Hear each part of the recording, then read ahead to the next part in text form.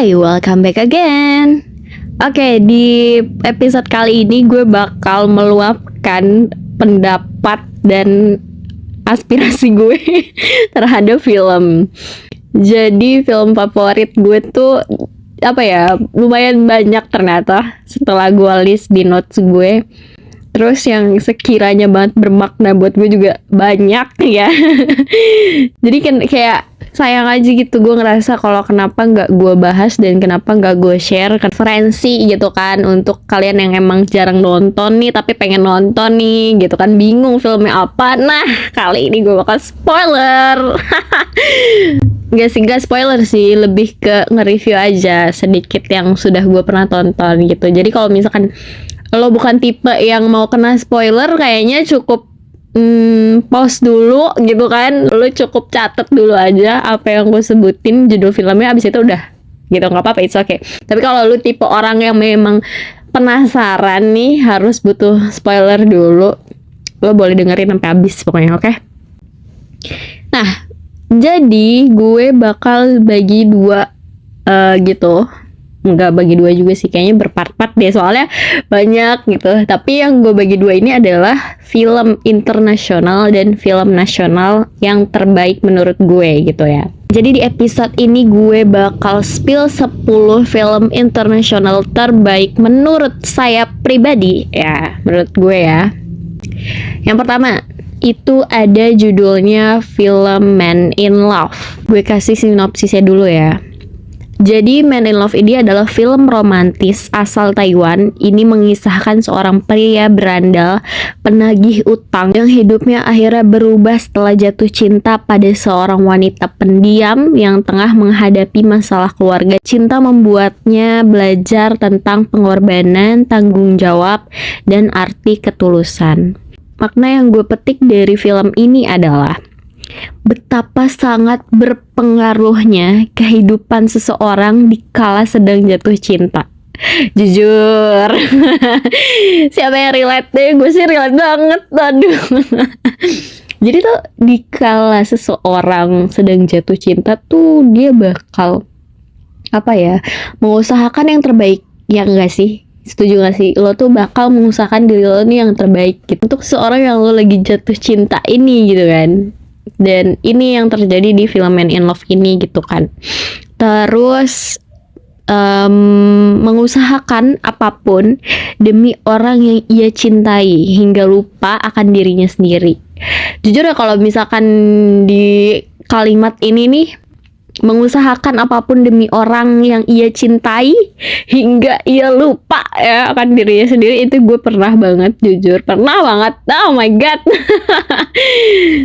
Tapi akhirnya gue belajar untuk kayak mencintai diri sendiri gitu. Dan sampai ketika gue akhirnya jatuh cinta kembali tuh gue ngerasa jadi was-was sih, jadi hati-hati gitu. Jadi ya jangan sampai lo kehilangan diri lo lagi gitu. Dan di film ini juga Man in Love, di titik akhirnya ia ingin menebus semua kesalahannya kepada orang yang ia cintai gitu. Ya gue sih gak spoiler banyak ya, tapi garis besarnya aja ya itulah filmnya. Ini tuh cukup film yang sederhana sebenarnya, tapi nggak tahu kenapa ya film-film Taiwan, Chinese gitu tuh lebih sering ngangkat isu terdekat di sosial gitu loh. Jadi bener-bener ngerasa relate banget tuh, masih kayak di daerah-daerah sekitar terdekat masyarakat yang dialami gitu loh. Oke, next. M-A-I ya, Mai. Nah, film Mai ini juga hampir-hampir mirip sebenarnya sama Man in Love, cuman bedanya lebih kompleks. Yang Mai ini lebih kompleks banget. Jadi sinopsisnya adalah ini drama romantis Vietnam yang menceritakan kehidupan seorang perempuan sederhana dengan masa lalunya yang kelam, yang perlahan menemukan harapan melalui cinta. Nah, film ini menggambarkan luka batin, penerimaan diri, dan keberanian untuk mencintai kembali. Makna yang gue petik di sini adalah seberapa kelam masa lalu itu jika kita ingin menjadi lebih baik dan mengusahakan membuka lembaran baru, maka semesta pun ikut membantu. Walaupun dengan caranya sendiri yang mungkin bikin kita hampir berhenti, namun dengan hati yang tulus kita tetap bertahan walaupun berat untuk dijalani. Jadi ini benar-benar kayak mengaitkan tentang si perempuannya ya, tokoh utamanya perempuannya, gue lupa namanya, nama pemerannya siapa. Yang jelas si perempuan ini memiliki masa lalu yang kelam sampai dia benar-benar susah untuk buat jatuh cinta lagi gitu kan. Tapi tuh akhirnya kenapa dia bisa jatuh cinta lagi ya karena dia akhirnya berusaha untuk ya menerima dirinya gitu loh, berusaha untuk berdamai dengan masa lalunya terlebih dahulu. Dia sudah clear dengan masa lalunya, dia sudah damai, akhirnya dia berusaha untuk membuka hati lagi dan jatuh cintalah kepincut dengan tetangga apartemennya itu. Bukan apartemen sih, lebih ke apa ya, rumah rusun. Jadi ceritanya nih si ceweknya ketemu dengan cowok yang dia suka ini di rumah rusun. Mereka tuh satu lantai, cuman bedanya dia tuh depan-depanan gitu loh. Rumah rusunnya tuh mereka depan-depanan gitu. Disitulah dia mulai jatuh cinta gitu. Dan si cowoknya ini mulai jatuh cinta dengan perempuan yang baru saja pindah, tetangganya dia sendiri, tetangga depan rumah rusunnya ini gitu kan. Nah si cowoknya ini tipe yang sana sini ya say. Jujur gue agak shock sedikit sih, kayak kalau bisa jatuh cinta sama nih laki gitu kan. Tapi ya pada akhirnya ya memang si laki-laki ini pun juga memiliki apa ya, kekuatan pembelajaran yang besar loh ketika dia jatuh cinta dengan perempuannya ini, dengan si tetangganya itu dia langsung kayak memikirkan kayak ngapain ya gue masih main-main gitu loh udah usia segini. Ketika dia langsung menerima akan itu, merasakan dirinya juga udah mulai berpikir dewasa, akhirnya langsung kayak gue harus mengusahakan nih perempuan gitu. Wah, effortnya bener-bener saling mengusahakan sih. Bener-bener mereka tahu mereka saling jatuh cinta, dan mereka tahu di umur mereka yang tidak lagi muda, bukan remaja lagi, mereka harus mengusahakan satu sama lain. Bahkan harus menerima masa lalunya yang kelam, atau masing-masing dari mereka benar-benar harus lebih ke menghargai sih dan menghormati satu sama lain gitu. Ujiannya tuh bukan dari soal orang ketiga atau segala macam, ujiannya tuh bagi mereka adalah keluarga mereka masing-masing yang memang kesetaraan sosialnya beda, terus juga kebiasaan dari orang tuanya juga berbeda. Ketika mereka sudah menyadari bahwa mereka bukanlah remaja yang percintaannya cinta monyet gitu kan, mereka kan harus mengusahakan pernikahan itu kan, dan mereka memang sudah saling jatuh cinta gitu kan. Mereka juga mau sama-sama berjuang di kala susah maupun senang gitu kan. Jadi ya udah, ujian mereka tuh ya di keluarganya ini gitu. Itu menarik sih buat gue. Dan jika harus melangkah, ada rasa menunggu yang seharusnya tidak ditunggu. Nah, ini nih agak sedikit spoiler ke ending ya, tapi ya udahlah ya, gue nggak bakal spoiler banget, intinya gitu. Oh my god, pokoknya tonton deh guys, Mai ya, MAI itu. Lanjut ada Upstream. Upstream ini berasal dari Chinese ya, tetanggaan sama Taiwan. Film ini mengangkat perjuangan seorang suami yang menghadapi tekanan hidup, pekerjaan, dan impian di tengah realistisnya keras perkotaan nih. Upstream ini menyajikan kisah tentang bangkit dari kegagalan, melawan arus kehidupan, dan menemukan makna kesuksesan yang sesungguhnya. Nah, makna yang gue dapat dari film ini adalah betapa beratnya perjuangan dan tanggung jawab seorang laki-laki gitu kan. Rasa cukup tuh lebih dari segalanya, dan kebahagiaan keluarga tuh lebih dari segalanya. Benar-benar ngerasa hadir pada momen-momen dimana susah seneng bareng tuh sama keluarga tuh dapet banget feelnya gitu. Oke, selanjutnya ada Love Untangled. dari Korea Selatan. Nah, biasanya kan drakor nih. Nah, kalau ini film.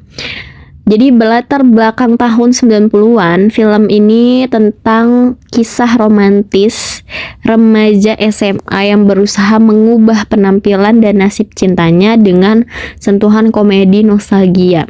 Film ini membahas rasa kepercayaan diri, cinta pertama, dan juga penerimaan diri apa adanya. Nah, makna yang gue dapat adalah ketika kita mencintai seseorang, alangkah baiknya mencintai diri kita sendiri terlebih dahulu. Why? Karena balik lagi, kita tuh bukannya gue tidak memperjuangkan cinta ya, atau seseorang yang kita cintai, bukan.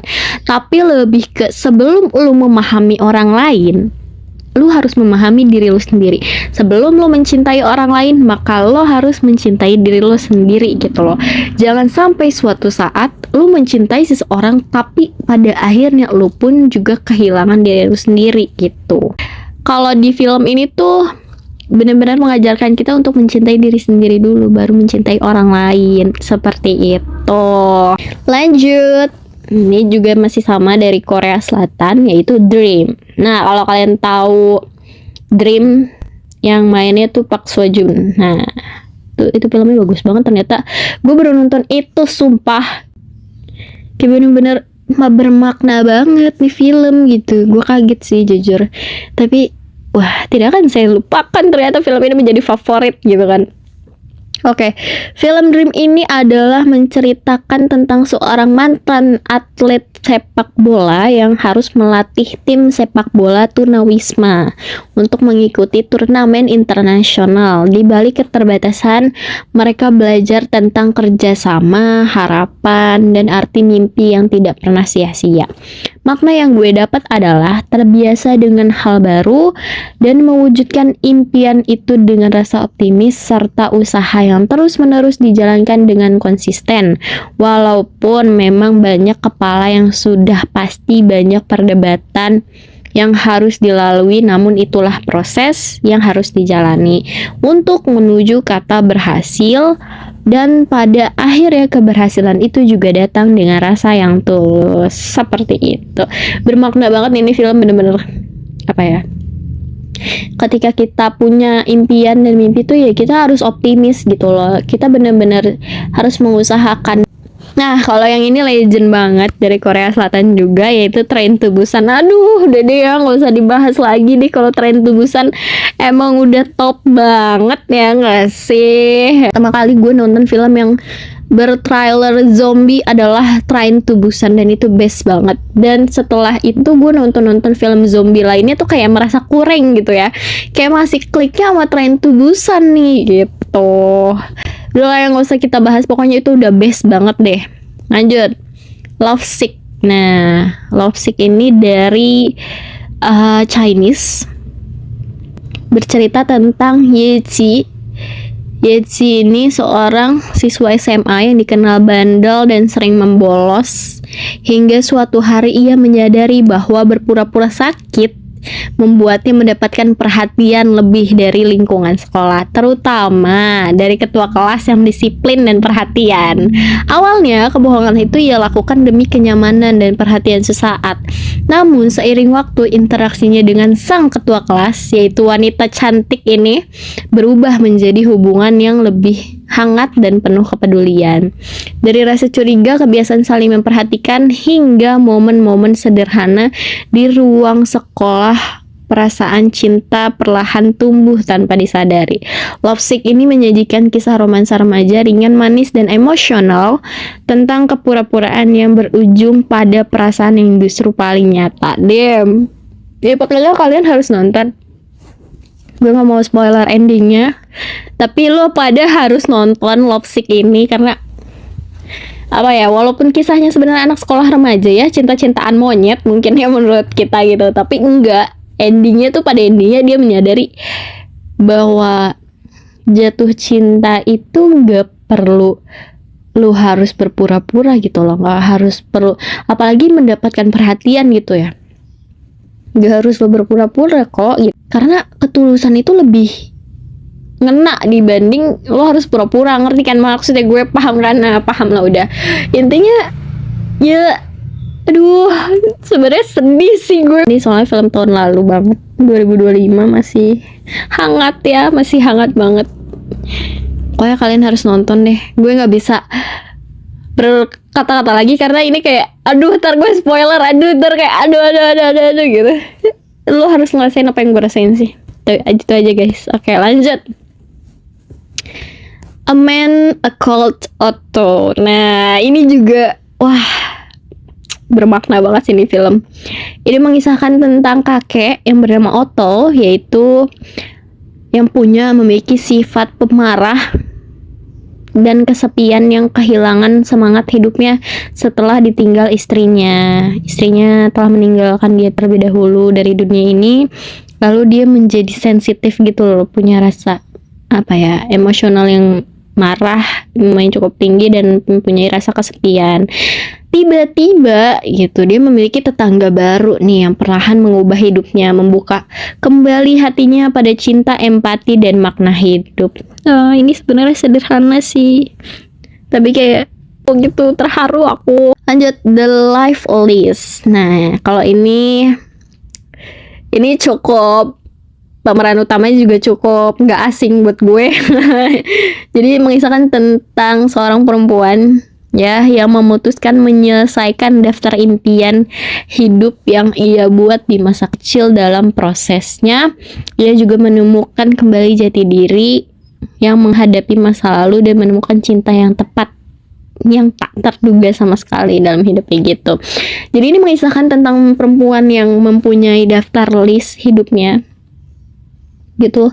Pas masa kecil ya dia punya wishlist gitu, tapi setelah dia dewasa ternyata dia jauh dari wishlist masa kecilnya, sehingga setelah orang tuanya bercerai lalu mamahnya belum lama meninggal, dia akhirnya mendapatkan kembali wishlist masa kecilnya. Lalu dari wishlist masa kecilnya ini dia juga menemukan arti cinta sesungguhnya dan seseorang yang tepat.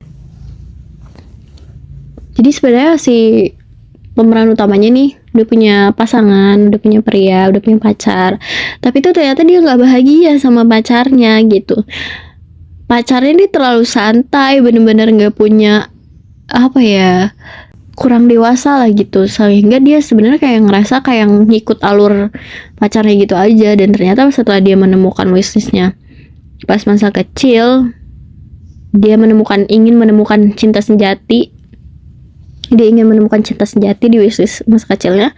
Ya akhirnya ketemu seseorang yang tepat, yang benar-benar memang membuat dia jatuh cinta padanya dan dan si pria ini juga punya plan, punya wawasan yang luas juga gitu. Jadi terkagum-kagum lah si pemeran utamanya ini. Jadi gue juga jadi dia sih langsung kayak, gue langsung milih dia lah gitu. Cowok tuh kalau jujur cowok tuh kalau udah punya wawasan yang luas tuh kayak damn man. Keren banget sumpah, kayak wow, impressive. Oke, lanjut. My Oxford Years. Aduh, ini film belum lama loh nih, film 2025. My Oxford Year.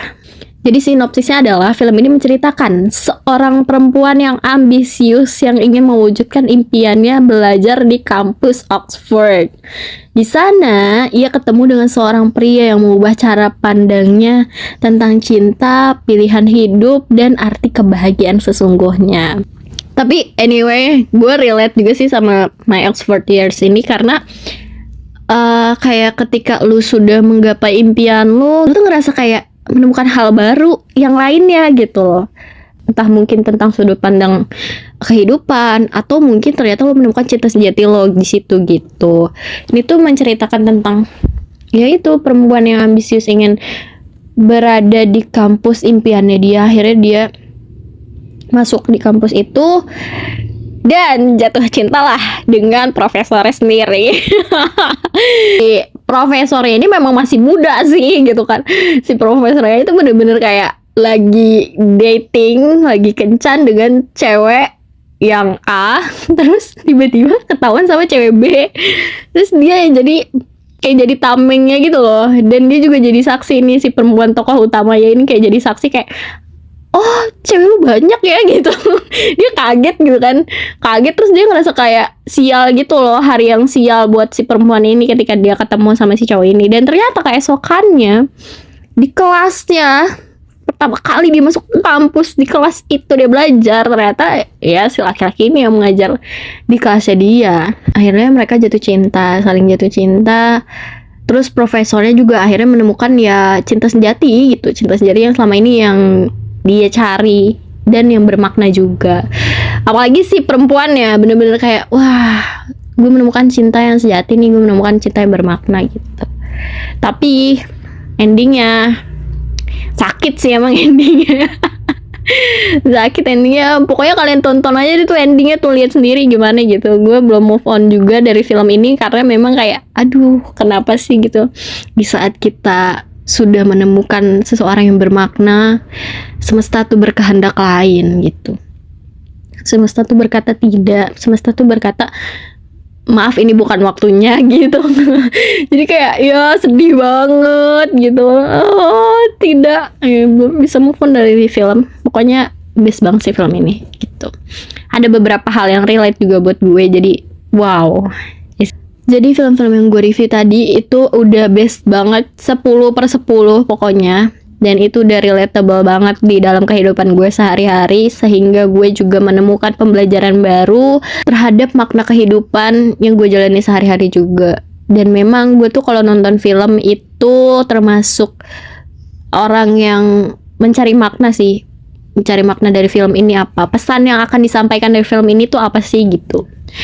Dibanding gue harus riset dulu pemainnya siapa, pemerannya siapa gitu, dan sinopsisnya seperti apa, itu gue enggak. Gue bener-bener nonton nih, gue bener-bener nge-scroll Netflix nih ya, nge-scroll Netflix sampai ada cover nih yang bikin menarik atau judulnya yang bikin menarik, gue langsung play di situ. Dan di situ gue baru setelah nonton gue nyari tahu pemerannya, ini tuh dari ini tuh film tahun berapa segala macam, bener-bener baru gue research gitu. Jadi gue bukan penikmat film yang research dulu baru nonton, tapi gue nonton random dulu apapun itu, baru ketika gue klik dengan ceritanya baru gue research gitu. Oke, jadi sekian dulu, semoga rekomendasi yang film-film yang telah gue review ini juga bisa menjadi makna yang bisa kalian ambil juga. Dan supaya kalian juga, misalkan kalian lagi bingung kalian harus nonton film apa, kalian bisa kok nanti gue list di bio juga, jadi kalian tinggal klik judulnya aja deh gitu. See you, bye bye, terima kasih.